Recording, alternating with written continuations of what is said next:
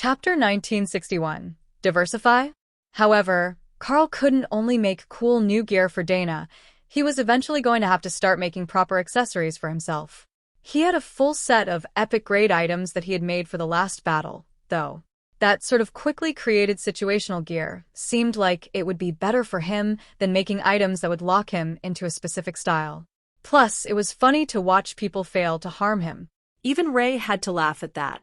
It really was fun to watch the expressions on confident enemies' faces change as they realized they had never come up with a tactic for someone who had so much damage reduction that you simply couldn't harm them with conventional spells.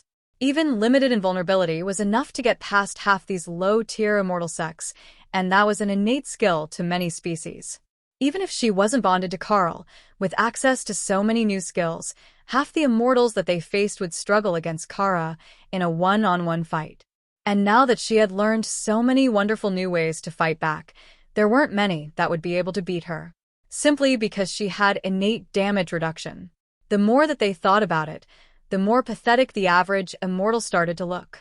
They literally had forever to learn new skills, and they never did. Instead, they hyper-fixated on a few skills, and then loudly proclaimed that they were the greatest thing that had ever happened to their clan, while ignoring the fact that they were incredibly mediocre. Even New Home was like that to some extent, and they were one of the more open-minded, with a large skill library and dozens of represented styles and classes among their ranks. But if you ask them, the issue was actually the other way around. It wasn't that they were too bad, it was that some people were entirely overpowered, and some species had skills that made them virtually impossible to kill. Like the Spirit Bear Tyrant. Even if you spent 1,000 years studying a physical damage skill that could shatter a continent, the bear would just shrug it off. How was that you being too weak, instead of the bear being overpowered? That was a great point of contention among the beasts. Some of them thought that the average human immortals were just too pathetic. Others thought that the beasts were simply too amazing, and the weaklings should really be worshipping them. Ray was definitely on the they should be worshipping me side of the argument, as was Hawk. But his argument was more for fire than for himself. Even Remy was conflicted. After all, she was born a princess, so there should be some sort of reverence from the commoners, right? And she had only gotten more awesome since then. Dana rolled her eyes as the beast's train of thought spun to who deserved to be worshipped, and whether human immortals were just too stubborn to listen to people who actually knew what they were doing. But she had long since given up on arguing that she was one of the humans, because the argument always came back to the fluffy ears and tail. It was hard to call yourself human when everyone noticed your fox ears before your face. At first, she was more than a little unhappy with the beasts for that particular stunt. But now, she had gotten so used to the ears that she couldn't imagine going back to human ones. They didn't work as well, they weren't soft, and they were in the wrong spot. Clearly, ears on the top of the head were better for almost all circumstances. Even laying in bed with ears on the side was annoying, as one was always squished into your pillow. But not when the ears were relocated to the top. Tion laughed at the very thought that he could have been wrong about the superiority of fluffy white fox ears, but it was the tail that was the real winner. They needed to get Carl to stay in his fox form more often so that he could show off all 9 fluffy tails. 9 tails versus none was clearly an upgrade, and Carl should be ashamed for changing back. It's so lively in my head now. Scotty laughed as the rest of her siblings argued about random topics: ears, tails, babies, and gear. It's nice, right? There are still quiet moments when everyone is sleeping, and you can tune them out if you need to. But you're never truly alone in your head, and if you have an important question or emergency, there is always someone there to help. Or make things worse. It really depends on who you get, and what sort of mood they're in. The little forest lord laughed. She could definitely see some of her siblings making things worse just because they could. Not that they would allow real harm to come to any of their people. But if there were 4 good outcomes and only 1 entertaining one, it was clear which route they were going to pick. Sensing that the beasts were getting bored and needed a new topic to distract them, Carl decided to give them a new point of discussion. Why don't we all start a contest? We've got so many new people in training, so let's try to spice things up by having everyone try to invent a new training method. Try to come up with one thing that we haven't done before to train each other or new members, and we will pick the best one to try as a group. Everyone's attention immediately went to Kara. but the badger only gave them a smug smile. She was not the one that they needed to worry about. It was whatever sort of training Ray thought up that was going to horrify everyone. And that wouldn't even be Ray's intent. Chapter 1962. Creative Juices. While Carl had suggested the new training method, he had not thought far enough ahead to have one of his own planned that would work for the contest. So, they were all starting from scratch, and they all had very different ideas of what an effective training regimen should look like. Thor was convinced that they didn't put enough effort into training their bodies, and that some physical training would do them a world of good. If they improved their strength, it would improve all their physical damage bonuses and allow even their magic specialists to use much more physical tactics. Plus, it would be good for crafting large objects or working with heavy utensils, like when Remy wanted to mix a larger batch of thick potion and had to recruit her bodyguards. The reasoning behind it was solid from the start, but now Thor had to think up a method of physical training that they hadn't done before to make it qualify for the contest. But what hadn't they done? They had lifted heavy things, which was the easiest way to train strength. And they had swung heavy weapons too. That was both of his favorite methods covered. So he was going to have to get more creative. While Thor worked his brain to come up with the best physical training method, Remy was making a comprehensive list of all the potentially beneficial potions that they had come up with for the Alchemy Hall. That was a method that they hadn't tried yet, as most of the potions and pills were designed for other types of systems, where you didn't get the same sort of natural growth simply by using your skills. So, with some dedicated chemical enhancement, they could definitely make the whole group quite a bit stronger, and they might even manage to pick up some new skills in the process. Some of the effects were known to awaken latent bloodlines and hidden abilities, after all.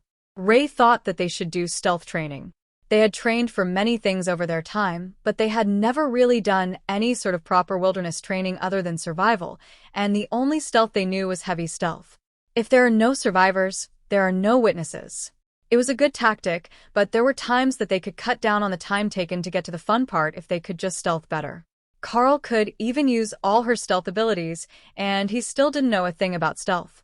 If they put some time into improving that, they would be able to fight all their battles from an advantageous position. Tion was taking the task in a much less serious direction. They had never properly trained their grooming techniques, had they? There were scales to polish, fur to brush, feathers to preen. If they spent some time mastering a new grooming technique, just think of how much more beautiful the whole group could be. Nobody wanted to hurt the cute things. Though, now that he thought about it, people did keep trying to steal the Dana mage now that she had become adorable. Perhaps there were drawbacks to his plan? That was fine. If it were all of them, she wouldn't stand out anymore. Plus, how cool would it be to see Kara with all her fur pointing in one direction, all freshly brushed and gleaming? That would definitely count as a new thing. Kara, who was laying on her mountain of loot, trying to scry the most entertaining possible outcome, but mostly ending up with mid-season sports highlights played by species she had never seen, laughed at Tion's optimism. She was a chaos badger. No amount of brushing would get her fur to lie flat and behave. Grooming magic couldn't even make the hair of her human form behave, much less her natural badger form. Hawk didn't want new practice. He wanted to bring back the classics with a bit of a twist. A variation on the classic Water Ball Destroyer game from his childhood. Carl likely wouldn't be too picky about the level of uniqueness to the propositions, and the rest of the team hadn't played the game, so it would count for all of them. Which meant that he was right, and they should all be practicing their ability to destroy the water element without letting any of the other attacks hit the target. Dana was seriously considering breaking out the old textbooks to make them all do some critical thinking exercises, since it was abundantly clear that not only had they never practiced them, most of the team was entirely unfamiliar with the term. Forget about analyzing a situation before they caused it, they didn't even bother to consider the fallout after they had already finished.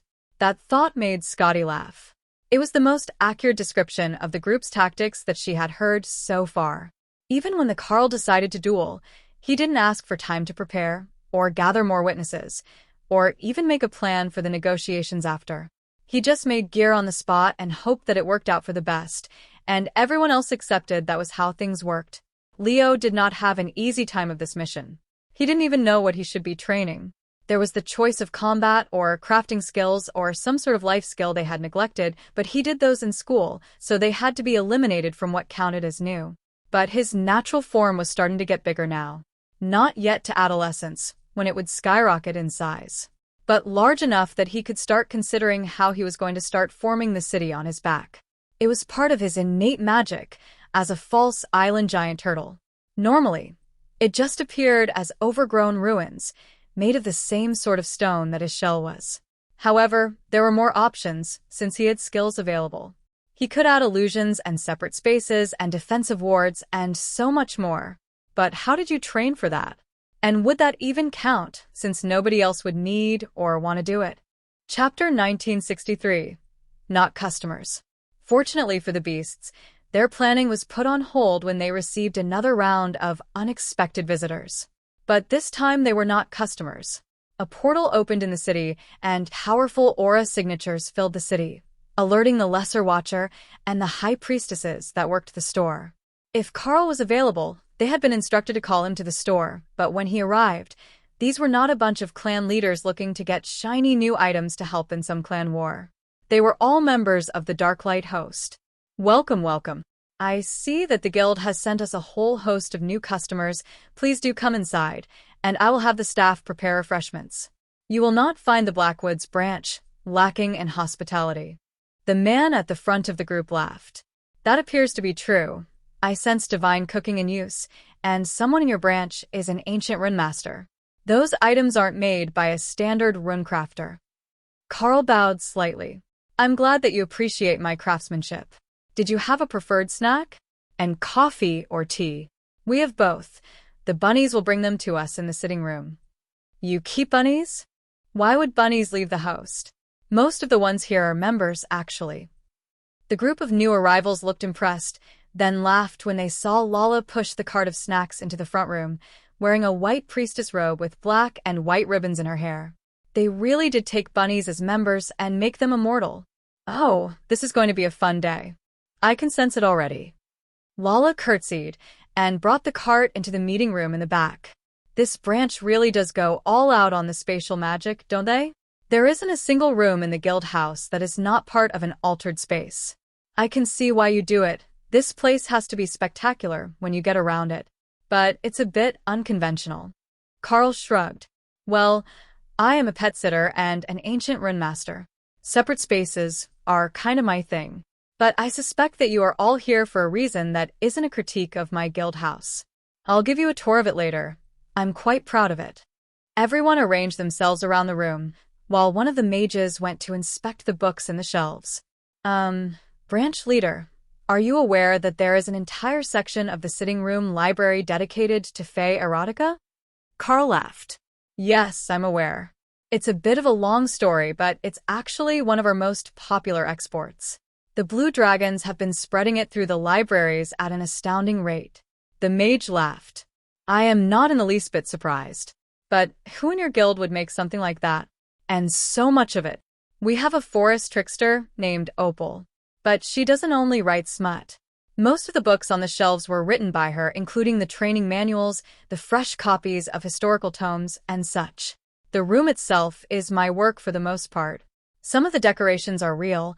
We've been adding to it as time goes on, but the basic room and furniture are all part of the spell, so that if a negotiation goes wrong, I can simply repair the room with a bit of mana, instead of making all new furniture. It will also allow us to change it for seasonal events, but we've not seen the need to do it so far. The mage nodded, satisfied, and then took her seat. The reason that we came here today is because your branch has caught the attention of the main branches of the guild in the divine battlefields. I don't know if you're aware what those are, but they're worlds where the guilds with members approaching divinity challenge each other for the right to ascend. You see, reaching the level of a demigod is something that is generally possible with enough understanding, time, and practice. But actually reaching the level of a minor god? That requires power, faith, and a base of followers. If you can't develop all three to a large enough extent, you can never be a true god. The guild that challenged you the other day is one of those guilds. The branch was immediately expelled from the Greater Whole, as they are our allies, and attacking allies that way is not acceptable, especially on a world like this. where there is no good reason for it. That also made the main branches aware of your existence, as your formation was a bit of a unique one, as it's not a branch of an outreach program, but a mortal branch that ascended. Obviously, your mortal world was one of the forgotten ones as well, or we would have sent someone to come get you when you first reached immortality. But what's done is done, and you've established a solid branch that has proven that they can withstand the rigors of the immortal world. With that track record, we're not going to ask that you shut down the branch or relocate. But the Guild has decided that we can't allow the Darklight host to have a branch under threat, or an inferior branch that lacks the basic skills that all of our outreach programs should know. Honestly, I'm shocked that you're doing this well, without assistance. But then, you did come from the care of a legendary solo member who is overseeing a dying mortal world. Perhaps her solitary nature is not as antisocial as we thought. Carl laughed. You say is not. So, I take it that you've met Lady Matilda recently? Much to my personal annoyance. That old dragon is enough to give anyone a headache. Carl could see how that would be true. Matilda in a new world, meeting new people after she left the Chaos Plane? That was a disaster waiting to happen. Chapter 1964. Mellowed with age. Matilda wasn't really a hands-on member, even in the mortal world. She couldn't do too much because even as a supreme, her power was too great for the world that she was in, so she either slept with most of her presence in the Chaos Plane, or she focused on keeping the world hidden during the downturns in the ley lines. The planet has a rhythm, much like breathing, where there is a 10,000-year cycle between the ley lines being at the surface and them being deep underground. During the downturns, the system goes inactive for the population, as they can't access the ley lines strongly enough to activate any of the functions. So, she was essentially left alone in the world without anyone to talk to. Plus, she's a chaos dragon who can see the past and the future. That makes one a bit odd to start with. The other guild members in the room all chuckled at the comment. The more powerful and ancient one became, the less grounded in reality they tended to be. Many of the leaders who had become demigods struggled with anything that had been invented in the past few thousand years. If they were on a world with even moderate amounts of technology, the level that could properly interact with magic and the system, they could be completely clueless. But they were so powerful that nobody dared to call them out. A few of the members didn't already know that Carl had come from Matilda's world, and the shock on their faces at the revelation quickly faded to understanding, as if the reason that Carl was the way that he was had suddenly become understandable. They had no idea what they had just walked into. Remy was the first to join them, as she had sensed that something interesting was going on, and she had already formulated her training plan. But she hadn't expected to find a whole room full of supreme-ranked members of the Darklight host. At least not outside of an imminent battle. And this didn't feel like one. So, what is the plan? You're all coming to visit until we've learned fun new things, and the more powerful branches aren't embarrassed to admit that we're related? She asked, about as subtly as a slap to the face. One of the members, who Carl immediately suspected was a shaman by her outfit, smiled at the Naga. Oh, you're not so lucky, little alchemist. We are all members from the divine battlefields, and we have been asked to transfer to this branch to stabilize it and to help build the knowledge base on this world. If it's satisfactory, the guild might offer resources to help start an outreach program. But more likely, they will send you new immortals from some of the many mortal world branches. There are at least a few a year, but they get spread out among all the lower immortal worlds that we are active on, so it might only be a few a decade for this branch. Knowledge? I like knowledge. What do you have for books? Anything on Naga scale polishing techniques? I definitely think that there is a better way to get them perfect, but I haven't found it. That was not where Carl thought that her curiosity would go, but that was apparently true for the rest of them as well. I'm not sure. I have something for Lamia scales and a few generic spells for scales in general, but I'm not certain if I have a Naga-specific one. That's better than I expected of a human. I will definitely be asking you about that later. The shaman laughed. Oh, girl. I'm not any more human than you are. I'm a green dragon. Remy wasn't buying it. You say that you're a green dragon, but you don't smell like the outdoors, and you haven't done anything weird or crazy yet. Even when there was a Naga in front of you. That made the leader of the group laugh. They calmed down with age. At least a little bit. Now, if you were furry, she would likely be trying to curry favor with you by now, but as a distinguished follower of the Green Dragon who has served on the battlefield for many millennia, she is not as excitable as the children that you're used to from the mortal worlds. That was both unsurprising and somewhat depressing. To think even green dragons could get jaded with age. Hee jaded. Get it? Because they're green. Scotty laughed. Remy resisted the urge to eye roll as she was around new people, while Kara laughed hysterically at their new sister's humor. Scotty was showing promise already, and she had just joined them. Did you only just become a pet sitter? Miss Remy here is still quite young, the shaman asked Carl, as Remy was already busying herself writing down questions to ask later. I was a beast master from common rank, so I've collected a full team of beasts. However, I advanced very quickly, so they're all still quite young and excitable. There are still a few very young ones, though. A juvenile forest lord that just joined us, and a false island giant turtle who only recently hatched. So, you'll get to meet the full range of ages. A juvenile forest lord? The shaman asked eagerly. And there's the green dragon in her coming out. Yes, her name is Scotty. Let me see if she's available. Since she was called, Scotty came out in human form, a precaution to prevent being chased and cuddled by the dragon. She knew their tricks, and she wasn't going to fall for it so easily. You really are a forest lord. Not a failed child, an actual forest lord. How were your parents convinced to give you up? Or were you orphaned? I was actually the runt, and they traded me to Carl, who promised to help. And he did, so now I have my own forest to look after, and I'm doing so well. Actually, with the benefits of fast growth from the beast space, I think I'm actually bigger than my siblings now, so I wouldn't lose even if I went home. Oh, then I will expect great things from you. Now, I suppose we should get to business before I get sidetracked. Chapter 1965. Sent to help. Despite their assertion that the green dragons mellowed with age, Carl did notice that when she sat back down, Scotty was on her lap, and the two were talking about the forest in quiet voices that wouldn't distract from the conversation. So much for not getting sidetracked. The man chosen as spokesman took over the conversation.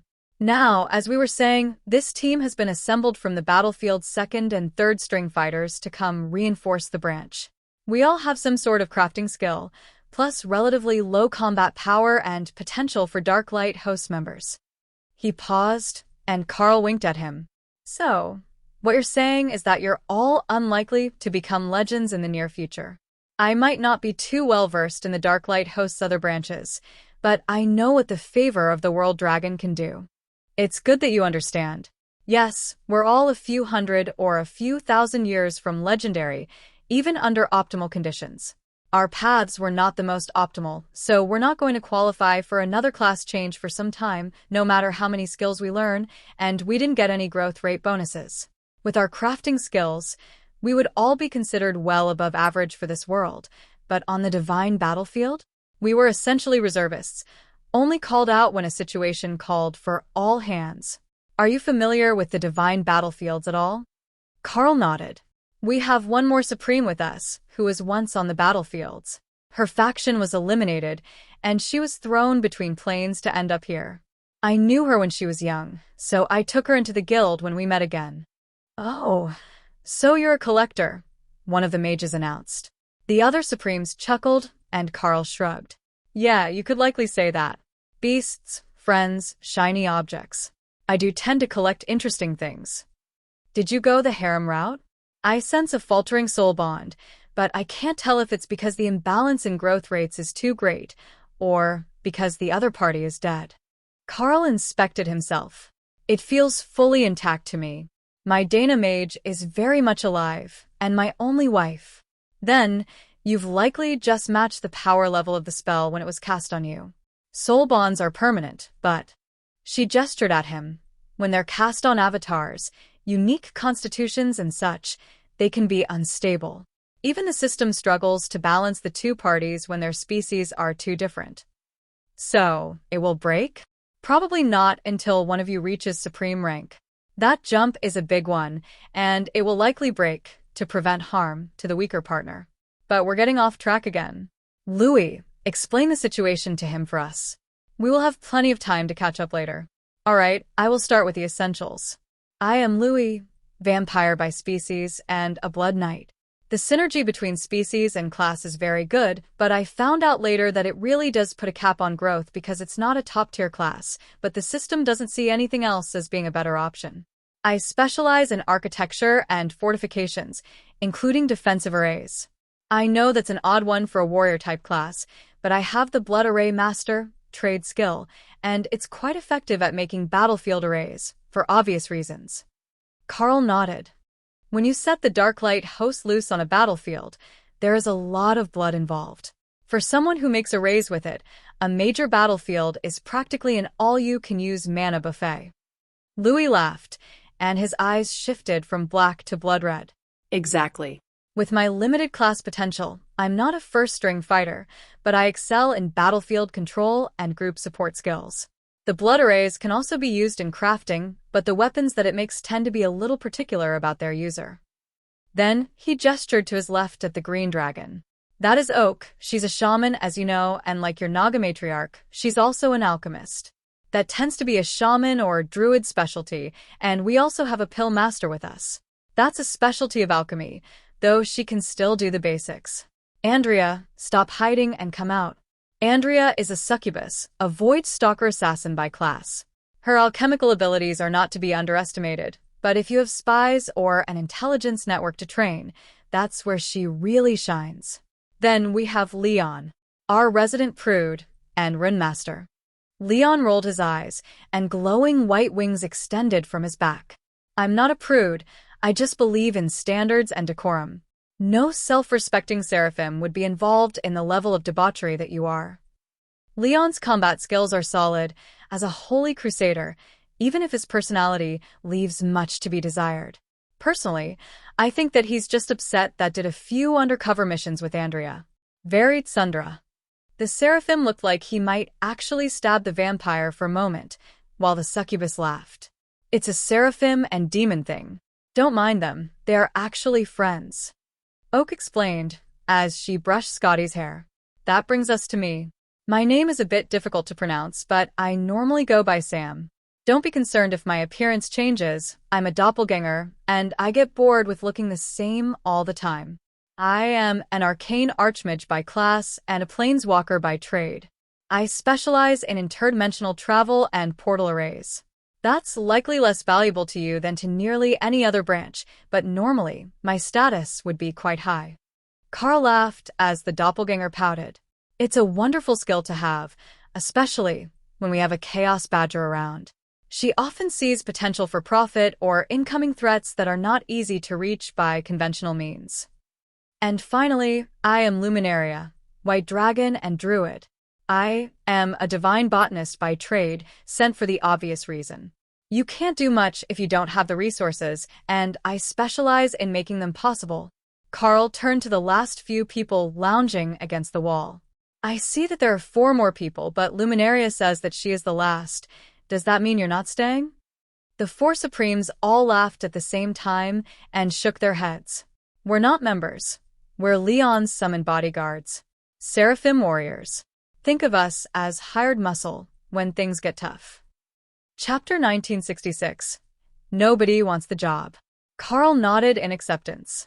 Well, then I suppose that I should take you all into the branch. I suspect that at least one of you will likely want a challenge for branch leadership in the future, as you're more powerful than I am by a fair margin. I can assure you that I won't object too vocally. Louis laughed. Oh no, you don't.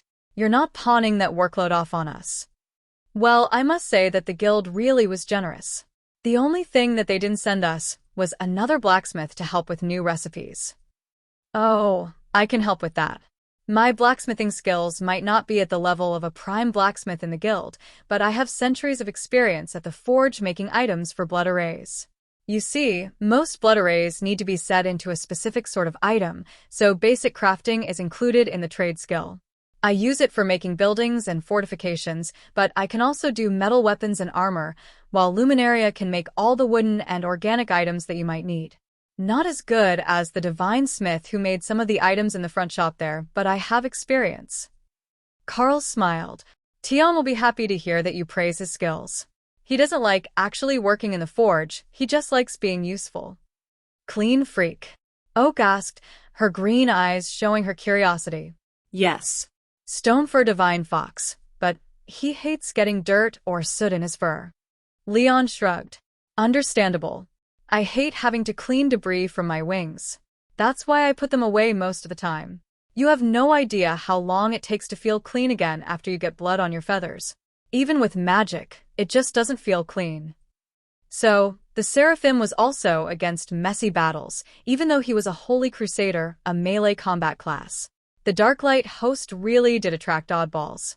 Branch leader Carl offers a branch transfer. Accepted X6. Well now, I can safely say that the Darklight host is the most powerful single guild on the continent. Even most of the alliances couldn't boast as many supreme rank members as we have, and crafting clans are exceedingly rare on this world. We've been doing business with the Blue Elves, and everyone is eager to get their hands on anything that they can. Carl announced. Louis chuckled. This world really is trash. No offense, but I can see why we were sent. Oak has a whole library with her to help build up the guild's library. Not skill books, but we do have a lot of related knowledge. Do you have someone who can make skill books, other than yourself, as a rune master? Carl nodded. The other rune crafters I trained can do it. I have Follow Me Little One to transfer skills. But I also have the skill book skill so I can make copies of skills that I know. More limited than a real inscriptionist, but good enough for general purposes. Alright, I think that covers the basics that the guild needs. But I don't sense as many people as the guild should have. There are lichens in town and a few others, mostly elves and bunnies. However, I see in the branch list that there are many others. Oh, they're in my tiny world.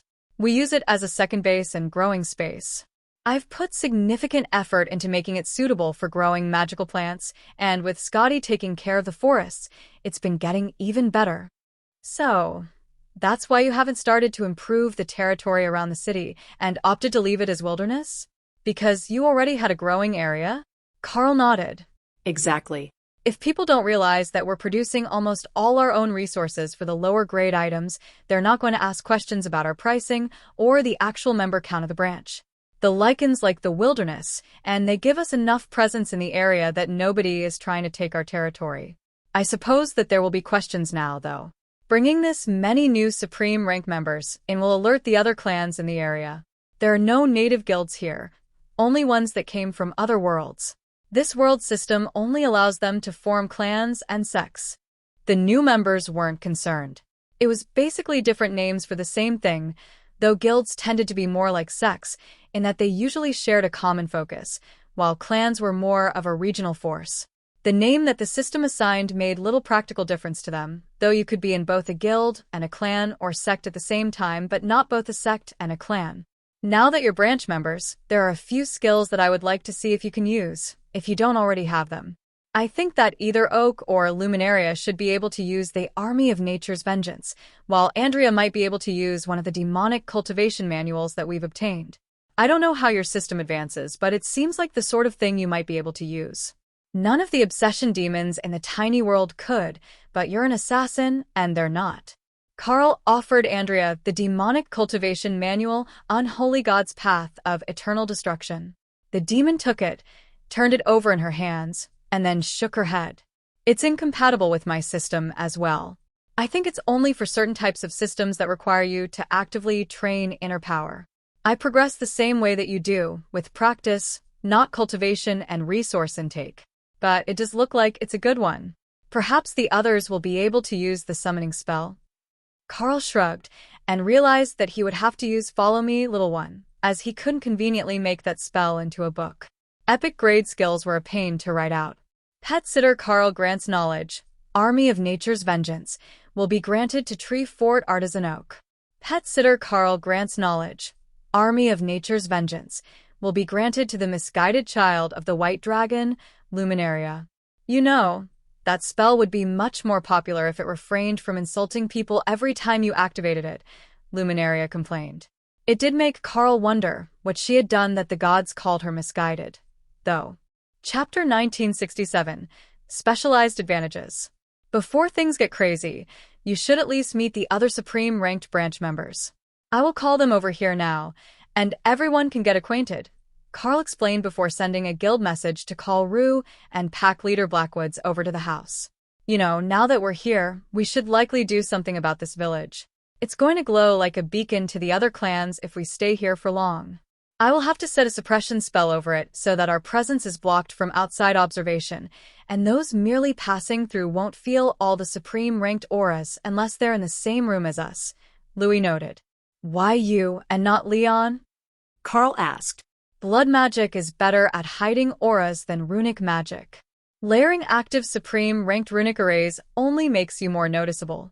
But because blood magic has some of the caster's aura in it, the effects are much more effective at hiding or enhancing auras and the sense of presence.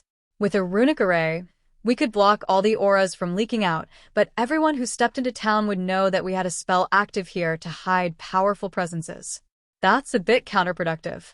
However, if you put that sort of array on an empty room, it can be a highly amusing distraction and trap.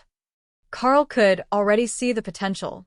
Set the array on a room, lure those hunting for someone into it, and then activate a whole set of traps and containment spells. They would willingly walk right into it, thinking that they had found what you were trying to hide. Why work hard when you could let the enemy work hard for you? Rue and the pack leader walked in together, followed by clan leader Nerissa. Ah, good. Everyone is here. Clan leader Nerissa, these are our new branch members, sent from the Divine Battlefield to give us a little assistance while we establish our branch and its skill base. Then we have Rue Gathuzin and pack leader Blackwoods, who usually goes by his title because his name is Blackwoods, and he named the pack after himself. The Leakin laughed. One word. My name is Blackwoods, first of my family name. Carl nodded. Ladies and gentlemen, these are Louis, Oak, Andrea, Leon, Sam, and Luminaria. Each of them has a unique skill set, so we will be looking to induct more clan members into new skill paths. With their abilities, they will all have much to offer in the growth of the guild branch. Especially Lady Luminaria, who will be a huge hit with the bunnies and druids. She's a divine botanist, you see. That made sense to the others. With so many magical plants to take care of, her skills would be in high demand. Oak giggled at Scotty's whispered explanation of the situation, and the white dragon gave her a confused look. They have a 1,000-kilometer diameter tiny world full of rare plants, including the haint forest that Scotty has been cultivating. It's taken care of by bunnies and elven druids, for the most part. So, you're about to have a lot of new friends. Carl laughed. We also got a Supreme-ranked greenhouse space as well. It needs some tweaking, but it's full of good stuff. The white dragon sighed. I see that botany is a high-demand skill, as always. Why do they never ask me for healing? I can heal, I promise. I'm even a druid and a white dragon, so I have more ways to heal than most. Scotty smiled at her. But you can help me with the plants. Isn't that better than just healing? We have so many sorts of plants and flowers and edible things. Then we've even got haints so that everyone can talk to the forest and not just me. The dragon gave the little forest lord a confused look. You raised an entire forest full of haints. Scotty nodded happily. Well, not a full forest yet, but I'm working on it. We've got about 50 saplings so far, but they're growing well. Is there some threat that I should be aware of as an ally and neighbor of the Darklight host? Something that necessitates sending a half-dozen more Supreme rank members to the branch when they've already got 2, including a veteran of the Divine Battlefields? Nerissa asked. I don't think so. Some of your local clans might cause trouble, but we were chosen for our skills. Supreme ranked isn't all that powerful in the grand scheme of things, as we're also all from the Divine Battlefields. We wanted to bring a legend with us, but nobody wanted to be put in charge of the first branch on a new planet. That's too much work if it turns into an outreach program. So, we were all chosen, and we are close enough in rank that we can let branch leader Carl keep his position without raising suspicions. The Darklight host is a crafting guild at heart, and we've all got trade skills to support ourselves, so we're not a burden. But I see that the branch is already well stocked with equipment makers, so we will mostly be expanding the number of skills that they have. Mostly in the crafting areas, but also combat if this region is lacking on them. Luminaria explained. Well, we have combat skills, but this world is a collection world. We've got a dozen different systems active, including the one that is native to this world. So we need plenty of different skills. I don't think that is something that the Darklight host was struggling with, even before you arrived. In fact, Carl traded us a few powerful skills when he first arrived. My greatest fear is that the other clans on the peninsula might try to gang up on you once they realize you have supreme-ranked craftsmen. This world is insanely short on them, for some reason. Chapter 1968. Publicity Plan. The new arrivals all sighed. We were afraid of that. So many worlds get made and never properly stocked with advanced craftsmen because the legends and demigods who made them were combat-focused. I suppose that means there is going to be a major upheaval in the region once it starts to adjust. But there are some other concerns that we have, like that null zone in the ocean and the fact that there are so few legends on this world. Seriously, there has to be someone watching over the place. Nerissa shrugged. The legends do it as a council. There might be a demigod or two on the planet, but none of them are active. Scotty raised her hand to get everyone's attention.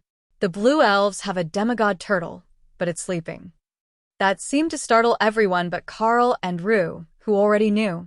The blue elves? Do you mean the Wave Riders? Louis asked. Wave Rider is a class they get to control their ships, Carl replied, unsure if that was what they meant. And you're allied with them? That's a relief. They've often been friends of the guild. Scotty laughed. They even brought children for Carl to train. Life experience to prepare them to become captains, their big boss lady said. The elves are nice. They are water people, not forest people, but they're good at teaching me how to swim. The dragons chuckled at her excitement. She was a forest lord. If she was in trouble, even the fish in the lake would help her and push her onto shore. It seems that your isolated branch really does live up to the ideals of the Darklight host. You didn't even know about our wider-scale alliances, and you still managed to cultivate the same group of allies. Louis congratulated them. Carl laughed. The elves actually came to us for the training alliance because they had heard on other worlds that the host was reliable. But we were already trading partners since we have a deep water port here. It's fairly well sheltered, and we operate as a free port. That makes sense. Not all the branches are anywhere near the ocean, and I didn't realize that this was a major sea trade route. Louis replied. Nerissa shook her head. It wasn't until Carl moved his people in. The clan that was here before got so little boat traffic that their docks hadn't seen anything but a fishing boat in years. Now, they're getting trade caravans weekly, bringing magical resources to trade for crafted items. I don't know how it was on your home world, but this branch has become so wealthy that my own members come here to get gear instead of coming to our own clan warehouse. It's so bad that we opened a clan warehouse branch here just to make sure that the members were still turning in resources to us. Carl laughed. Min had been incredibly busy at the warehouse lately, and she hadn't even gotten a chance to meet Scotty yet. She would soon, as it would be her day off. But with the increase in resources thanks to the mana-gathering array Carl placed on the region, there was quite a steady stream of goods going to the new home warehouse, which purchased gear from the Darklight host to maintain stock in their warehouse. Min had the system down pretty well, though. She would take pre-orders for specific items, then ask the Lycans to make what she needed for the warehouse and have it delivered in a day or two. Rue cleared her throat and began to speak. Now, what are the immediate plans? There are some extenuating circumstances regarding my presence. If we're making our full strength obvious, I should reveal my presence, but that is going to come with some trouble. There was just an attack by cronies of an alliance that is looking for me. If they come for me in force, it could be dangerous for the common members of the guild. How strong are they? Leon asked, ready to make defensive plans. They had 10 Supremes as alliance leaders.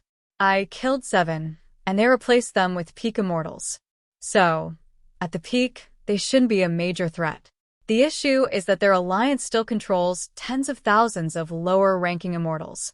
That's a threat not just to us, but also to the new home merchant clan, who openly stands with us. The Seraphim nodded. Should we do a preemptive strike? Just show up with a few area damage specialists and wipe out the majority of their forces before they can attack. Rue shook her head. Possible, but not easy. The Alliance is settled inside a compound that once held a number of peak legends. They are long gone, but their defensive arrays remain. Launching a direct assault on them needs to break legendary protective wards. Then, we just let everyone know that we have the strength to enforce our will. I dislike excessive death tolls, but there are enough of us that simply throwing numbers at us won't work. Once they realize that whatever grudge they held against you should become secondary. What are they mad at you about, anyhow? At first it was that my clan was getting the good recruits from the region. Then, after they wiped out the Gathuzan clan, they started hunting the survivors to get vengeance for their lost supremes. Their power is shaky, and as long as their enemies in the region know that I'm alive, they are a bit of a joke in the eyes of every other alliance. So, the assertions are mostly about their pride, and claiming that I used a forbidden spell to defeat them. Did you?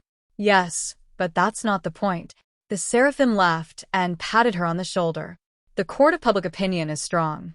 As long as we publicly bring you into the guild and announce your presence as well as your innocence, we can shape the narrative to make them look like sore losers grasping at straws. As long as it wasn't something that left too much evidence, it should be fine. Rue shook her head. It's not that bad. I used a cursed divine artifact to cast karmic retribution on them. That's been banned in war for some time, but the spell itself isn't anything that they can prove. The Seraphim's smile grew even wider. And if they dare to say it clearly, we can claim that it was their own fault, as they wouldn't have suffered fatal backlash if they were in the right. Chapter 1969. Avoid a fight. Their conversation was cut short as one of the lesser watchers entered the room. Sir, we have an issue in the street out front. It seems that the Valalan League left behind a spying spell that we didn't notice, and now they've come back to file a formal complaint about your duplicity. The watchers didn't really have facial expressions, as they had no eyebrows, eyelids, or visible lips, as their facial tentacles hid their mouth. But the way that the tentacles were wiggling definitely gave Carl the impression that the watcher was highly amused. All right, I will go out and speak with them. Perhaps they're here to donate to the guild fund, in which case, we should give them a proper Darklight host welcome. That made the new arrivals laugh, while clan leader Nerissa sighed. Carl left the room and stepped outside to find Ray standing protectively over Maish, who was the blind elf girl that the first group of troublemakers had supposedly come for. Only, she was no longer blind, so Carl technically hadn't lied. Honored guests, welcome to the Darklight Hosts Blackwoods branch. Might I ask what brings such a distinguished group to my gates today? The looks on their faces clearly said that they knew that he was messing with them. They could clearly sense 9 Supreme-ranked auras inside, plus the Supreme-ranked constructs that were still active in the city. Rue had never turned off the Supreme-ranked City Guard gargoyle spells after she activated them last time. You deceived us, the Supreme on Carl's left blurted out, which earned him annoyed looks from the other two. Of course I did. Did you think that I would just start handing over guild members whenever someone demanded them? That's not how this works at all. If you would like to file a complaint, I have a pre-made form that you can fill out, and we will get back to you within 7 to 10 business days. One of the immortals in the back snickered, then quickly silenced themselves. If you've come to pick a fight, I really don't recommend it. But I don't sense your whole alliance outside my village, so I suspect that you are here for some other reason than another round of the guild war. Would you like to sit and talk? You will find that I'm quite reasonable when dealing with reasonable people. We did not come for war.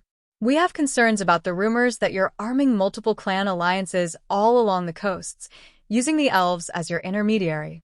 Carl put on a fake wounded expression. You have it all wrong. We are an equipment manufacturer. We make gear of all sorts and ship mostly via sea merchants to the coastal auctions. Where it ends up after that is not up to us. It is all up to the highest bidder, as is true of all crafted items that come to market. A fair and equal method of distribution that doesn't imbalance the existing military forces. If they had enough money to overcome their foes so easily, they wouldn't have needed to wait for us. This is not going to be a short conversation. Please come inside out of the weather. I will bring you to the meeting room. Well, the secondary room, as we are holding a guild meeting in the main meeting room.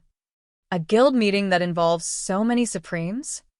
One is clan leader Narissa of the New Home Merchant clan, but we are closely allied, and she wanted to meet our new master craftsman. Actually, why don't we finish the meeting later, and you can come meet everyone. I think you will find some familiar faces there, and perhaps make some new friends. The Valalan League representatives frowned. That was 100% bait. He had someone in there that they were not going to be happy about, and it didn't take a genius to guess who it was likely to be. But if they ran into Rugathuzan in that setting, where they were outnumbered and outclassed, they wouldn't be able to do anything about it. The formal announcements will be spread around soon anyhow. We can't have our top artisans sitting idle simply because they've reached supremacy. So, the word will spread quickly about the new items that we will be putting up for sale here at the guild house. Carl added. There was a moment of silence as they conversed by system message, and then the leader of the group nodded. Thank you for your hospitality. We will gladly come to meet your new members. If they are supreme-ranked artisans, they are sure to become incredibly valuable assets to the guild. But might we ask, did they just advance? Or were they recruited from other clans? Carl shook his head. Neither. They are on sabbatical from the divine battlefields and transferred between branches of the Darklight host to spend a century or two here. That caused a wave of horror to pass over the faces of the Valalan League alliance leaders. If Carl had brought in a bunch of war veterans with crazy combat skills, what were they supposed to do? They had barely managed to defeat Rue the first time, and she escaped. If there were that many more at her level, it wouldn't even be a fight. The members had all been briefed by the Lesser Watcher and Scotty by the time that Carl led the visitors into the sitting room, where a tense atmosphere quickly replaced the humor of their early meeting. Dick, Jimbo, Roger. Rue. You know those are not our names. The dragon shrugged and Carl patted her on the shoulder. There is no need to fight today. The leaders of the Valalan League agreed to come meet our new craftsman today, before we send out the official announcement that the guild house will start stocking a small selection of newly crafted supreme rank items and weapons. Bruce smiled. Oh, then I apologize for my rudeness, dear customers. I'm sure that you'll be quite impressed with my improved crafting skills and all the wonderful new weapons that I can make. Chapter 1970. Now everyone knows. The leaders of the Valalan League turned to Carl for answers. Lady Rue has joined the Darklight host, and through a fortunate turn of events, we were able to help her learn the divine blacksmithing skill. She's got a natural talent for design and artistry, and the items she makes have the most wonderful ornamentation. Rue smiled and took out a half-finished sword that was still missing its gems, with only one side of the ornamentation done, and none of the runes. That is actually quite lovely. Did you have someone in mind when you made it? Sam, their new doppelganger archmage, asked. I thought that there might be a few artistically inclined immortals here who might appreciate a weapon with a bit more style. I know that most of the Supreme Guild leaders are men, but only about 2/3. That still leaves a great number who might appreciate fashion. The doppelganger laughed at the thought, and Carl briefly wondered whether Sam was male or female. Given their features, it could go either way. But Sam thought that it was hilarious to make people guess which one their form was, as there wasn't really much to do outside of combat on many of the battlefields. Then, when people got fairly certain what the answer was, the form would be changed. That was also why the name Sam was picked. It was a name that could go either way, and kept the game going without having to pretend to be someone different. Currently, only the face was different from Oak's physical form, as the doppelganger was waiting to see how long it would take the green dragon to realize that they were not just the same size but physically identical in all but facial features. Even their head size and shape were the same. The representatives of the Valalan League looked more than a little dismayed at the notion that Rue was going to be turning out supreme-ranked weapons to build her wealth and influence in a new guild that was already too much of a threat for them to deal with. But what could they do about it? Accept their loss gracefully, and try not to get themselves blacklisted from the only decent crafting guild on the continent. That was what. When might the first of these weapons be available? Are you still waiting on materials to finish? One of the men asked carefully. We've got enough for the first batch, but we do take them in payment for the goods, so we shouldn't run out too quickly. Carl, when do you think that we should set up the first sale? 2 months, so that news has time to spread before we start gathering visitors? I suppose that the clans around us would likely appreciate the advance warning as well. both to shop and so that they know there might be an influx of wandering elders in the region in the coming months. That sort of thing can be a touchy subject for some of the clans. That was something that everyone in the room understood. The representatives of the Valalan League had used a relic to come directly here so that they didn't have to cross over so many territories and cause an uproar with their travels. The last incident was already an embarrassment, even if they had gained some new territory with it, as they had absorbed the Divine Fist Devil's Branch. However, their entire plan for this meeting, where they would try to subtly pressure the Darklight host into making a deal that would favor the League, had long since been abandoned. They did not hold the upper hand here. If you would like to stay in the area, I'm sure that we can arrange somewhere for you to stay in town. It has to be troublesome coming all this way simply to file a complaint and meet with our new elders. Perhaps after dinner? It is about that time, and I can sense that the chefs have whipped up something wonderful for us. It was actually to welcome the new members, but there would definitely be enough for more people. They weren't going to be able to get to dinner quite so easily, the lesser watcher at the door informed Carl, when the mental request to inform the bunnies to prepare for dinner was sent. There were more guests outside, about to enter the shop. Oh, it seems that you are not the only ones who wish to meet our new members. Excuse me while I go say hello to the neighbors. At least, I assume that it's them. Again, Carl stepped outside to see who had come to the guild, and found that there were multiple supreme-ranked clan leaders waiting for him. Branch leader Carl, I am Jeff, mayor of Condom, and I have come with a number of our local clan leaders. We've also got a few from Kakirinha and 2 of the Crusaders from Forvamiras. You're just in time. We received representatives from the Valalan League today to welcome our newly transferred elders, and we're about to sit down to dinner. It's the perfect moment to sit down and be social. Trust me, you won't regret it. The Darklight host has chefs with the divine cooking skill on duty for the event. Those were magic words to anyone, and the clan leaders happily followed Carl inside, where Rue had led everyone up to the second floor, where they had the large dining room, as well as the newly upgraded guest rooms that would stack separate spaces if multiple guests were staying. Not that they were intending to let most of these people stay inside the guild house, but some of them were allies of the new home merchant clan, so it would be rude to kick them all out. As Carl entered with the last of their guests, Oak raised a small keg over her head. In honor of our own arrival, I have brought the liquor. Carl cheered, Leon cheered, but Andrea looked somewhat frightened, as did the Valalan League leadership. Letting the Green Dragon supply liquor or drugs was a very dubious proposition.